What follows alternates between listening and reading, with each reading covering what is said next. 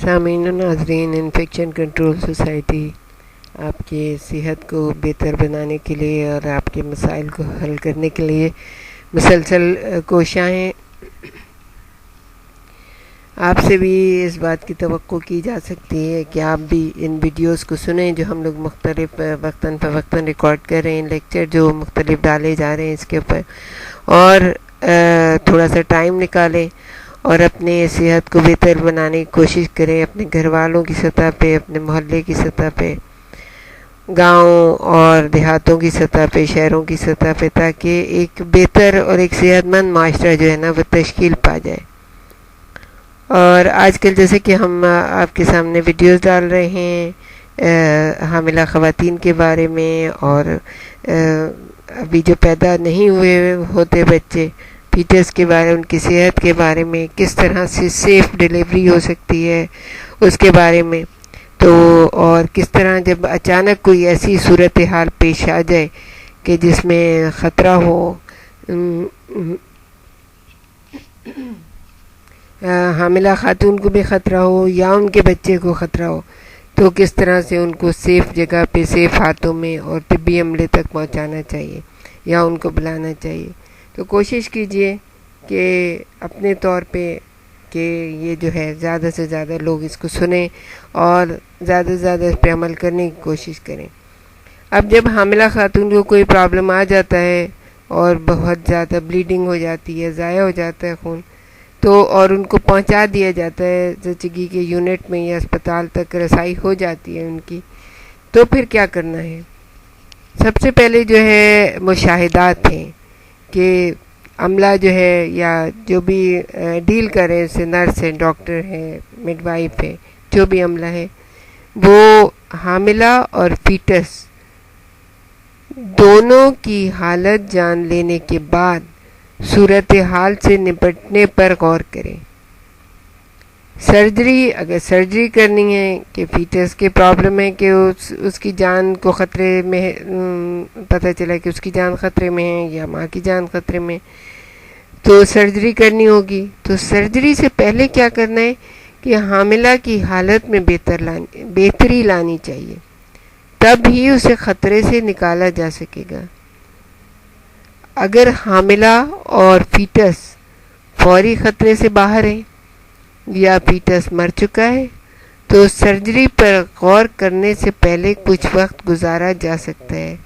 تاہم اس وقت کے دوران بھی یہ ضروری ہے کہ مڈ وائف حاملہ کی مسلسل نگرانی رکھے اور مشاہدات نوٹ کرتی رہے۔ حاملہ کا بلڈ پریشر اور نبض تھوڑے تھوڑے وقفے سے نوٹ کرتے رہنا چاہیے۔ بہت ہی اچھے طریقے سے، بہت ہی خلوص سے ان کے اوپر کام کرنا چاہیے، کیونکہ ایک انسانی زندگی، بلکہ دو انسانی زندگیوں کا اور ایک پورے گھرانے کا مسئلہ ہوتا ہے۔ تو وقفے کے دورانیے کا تعلق حاملہ کی صورتحال کے اوپر ہے۔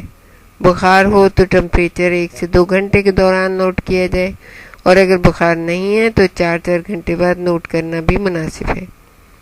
حاملہ کے جسم میں عام طور پر ایک کنولا لگا دیا جاتا ہے تاکہ مرکزی وریدی دباؤ معلوم ہوتا رہے۔ یہ کام 2 گھنٹے بعد یا ضرورت کے مطابق زیادہ جلدی بھی کیا جا سکتا ہے۔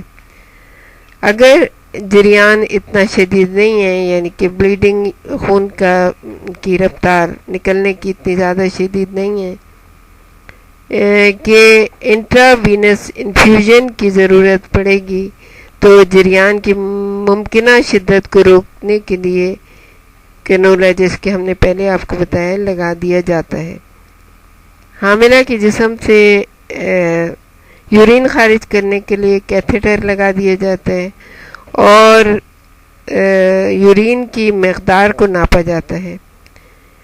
اگر یورین کم آئے یا بالکل رک جانے کا مطلب یہ ہوتا ہے، اگر یورین کم ہوتا ہے اور یا بالکل رک جائے تو اس کا مطلب یہ ہوتا ہے کہ حاملہ کے گردوں کا فعل بگڑ چکا ہے۔ یہ صورتحال زچگی کے بعد تک رہ سکتی ہے۔ زچگی کے بعد بڑی مقدار میں یورین پاس ہو جاتا ہے۔ اب کیا کرنا ہے کہ جب یورین پاس ہو جائے تو اس کا ٹیسٹ کر کے یہ معلوم کرنا چاہیے کہ اس میں پروٹین تو موجود نہیں ہے.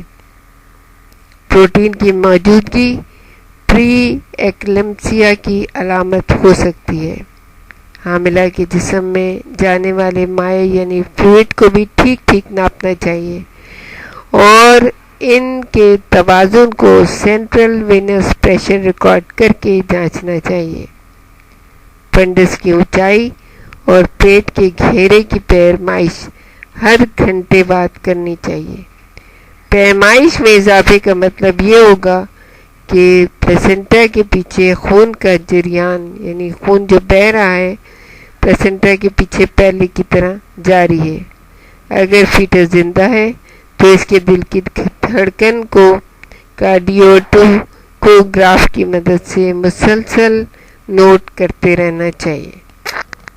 اب معائنہ اس کے بعد کرنا ہے. حاملہ کے داخلے کے فوری بعد جتنی جلدی ہو سکے اس کا مکمل بلڈ کاؤنٹ، کراس میچنگ اور خون جمنے کی صلاحیت کے بارے میں ٹیسٹ کرا لیے جائیں. حاملہ کی صورتحال میں بہتری کا جائزہ لینے کے لیے اس کے خون کے نمونے وقفے وقفے سے لینے کی ضرورت پڑ سکتی ہے.